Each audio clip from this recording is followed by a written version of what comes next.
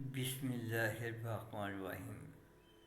معزز سامعین کرام، انسان کی فطرت میں یہ چیز ہے، جب جسمانی طور پر بیمار ہوتا ہے نا تو بھاگتا ہے شفا کے لیے، نہیں بھاگتا ہے، اندر پریشان رہتا ہے اور در بدر پھرتا ہے۔ کس کے لیے؟ شفا کے لیے۔ کس کے لیے؟ شفا کے لیے۔ اس کی یہ فطرت ہے۔ اس کا جسم بیمار ہو نا تو بے قرار ہو جاتا ہے، در بدر پھرتا ہے، لیکن جب روح بیمار ہوتی ہے اس وقت سستی دکھاتا ہے۔ کبھی کسی نے یہ نہیں کہا کہ میری روح بیمار ہے۔ جب بھی بات کرتے ہیں تو کہتے ہیں بیمار ہیں، مجھے فلاں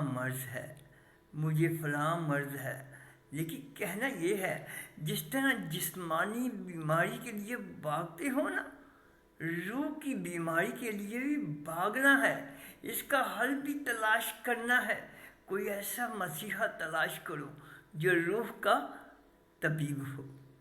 کوئی ایسا مسیحا تلاش کرو جو ہماری روح کا طبیب ہو۔ جسمانی طبیب ہر گلی کوچے کے کونے پر جو دکان کھلتی ہے یا کلینک کھلا ہے، وہاں پہ جسمانی معالج بیٹھا ہے، لیکن ہمیں کس کی تلاش ہے؟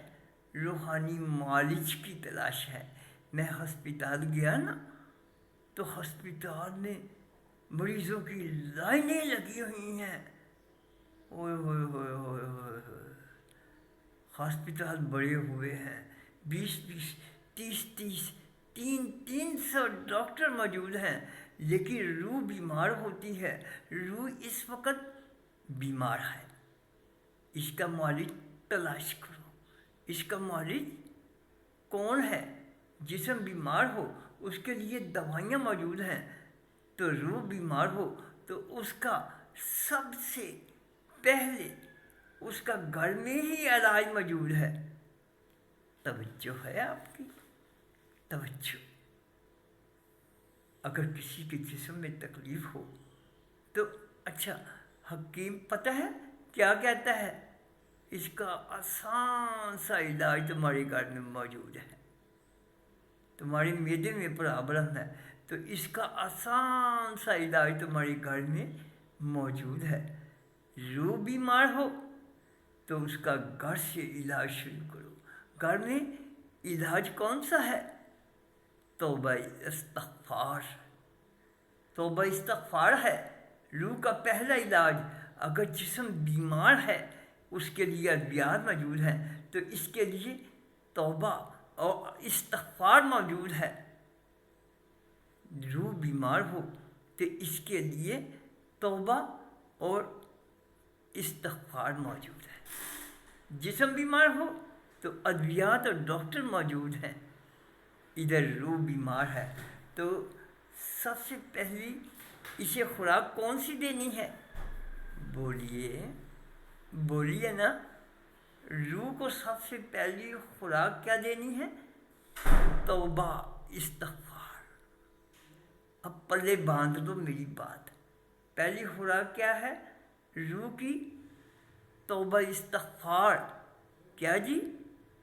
توبہ استغفار۔ دیکھیے میرے آقا علیہ الصلوۃ والسلام، امام المعصومی، گناہوں سے پاک ہیں، لیکن روزانہ کیا پڑھ رہے ہیں؟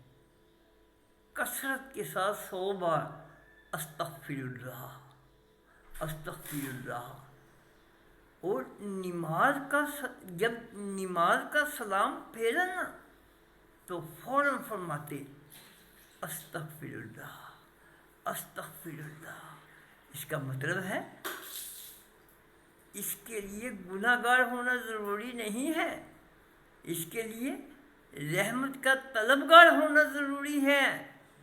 جسم بیمار ہوگا، آپ ڈاکٹر کے پاس گئے، کوئی علاج معالجہ کرو، ڈاکٹر بڑے سے بڑا ڈاکٹر ہو اس کے پاس وہ ڈگری ہو جو کسی اور ڈاکٹر کے پاس نہ ہو، بڑے سے بڑا ڈاکٹر بھی ہو تو ہمیں ادویات دیتا ہے، دوائیاں دیتا ہے، شفا نہیں دیتا۔ توجہ ہے آپ کی؟ وہ ہمیں دوائی دیتا ہے، یعنی ہمیں دوائی ملتی ہے، شفا نہیں ملتی۔ لیکن استغفار کرو گے، استغفر اللہ، استغفر